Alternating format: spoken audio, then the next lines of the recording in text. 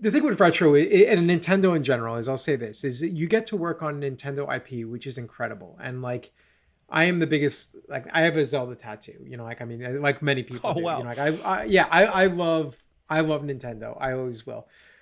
But the thing is, outside of your small contribution to like the level that you're working on, like I got to design like the clock tower windmill, like that's awesome. And I'm proud of that. But like, you are never going to get to make decisions on the core of the game, Mm, right? Like yeah. on whether you know Metroid Prime 4 and this was, I left years before Prime 4 was a thing, but I'm just going to throw an example, like whether or not Metroid Prime 4 is uh super dark and gritty or more anime influence. Like you'll never get to decide that. That comes from Japan. Like that's how it is. Nintendo is the parent company and there's an umbrella that you're under. And so that was like frustrating to me on a couple of situations where I felt like the art team, myself, we had like these really cool ideas that we really wanted to push through, and we didn't have the authority to do it. And that's all I'll say about Right. that. Yeah, yeah, yeah. So it's like, That so it makes was sense. frustrating. And as I got older in my career, I wanted to be more in a position where I could actually help really define what the core of the game was going to be. And that's kind of what led me to my career pivot into art direction from just doing environments. I was used to having to do things on the extreme down low because Nintendo or Retro did not want you doing your own personal projects. That was like a fireable offense. Really? And yeah, so not allowed. And, but I love making games. And my wife always jokes with me. She's like, yeah, you work all day on games and you go home. Or these days I work from home, so I just change project folders. And you make games. And I'm like, well, yeah, it's what I've been doing since I was 13. I love doing this stuff. And to say I can't do it when I go home, mm-mm. What's interesting, I left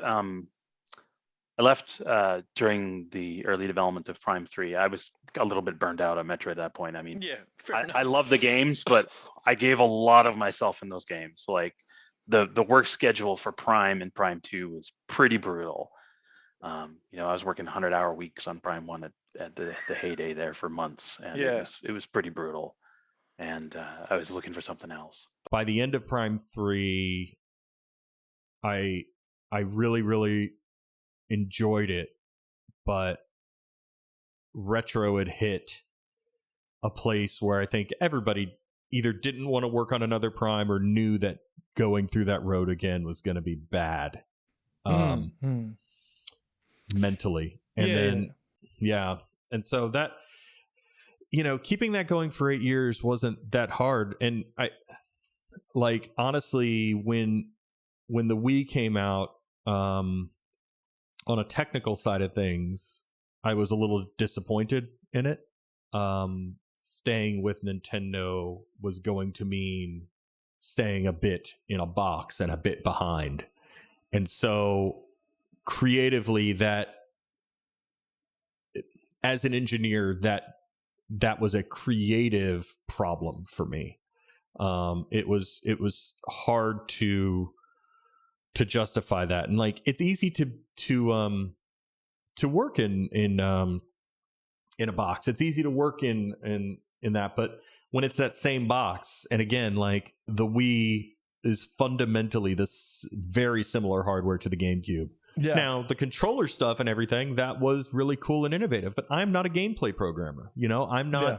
I don't really do all that much in terms of gameplay. The closest I get to gameplay is working on the visors. And so for me creatively, it really did kind of sting a little bit that on Prime 3, I personally was very excited, and I know some other people were too, to like work on what would have been next generation hardware. And then when that was sort of pulled out, obviously Prime 3 was going to be finished, but I didn't have that much of a desire to keep working on the Wii after that for very long. And so that is one of the reasons I left. I mean, a lot of the people that I worked with are still there, have been there, 15, 20 years.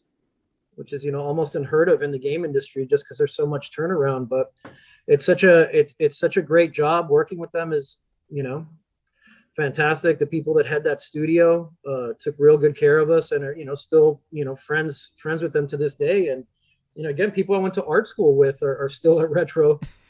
I was there for 13 years and left to, just to move to New Orleans where I live now.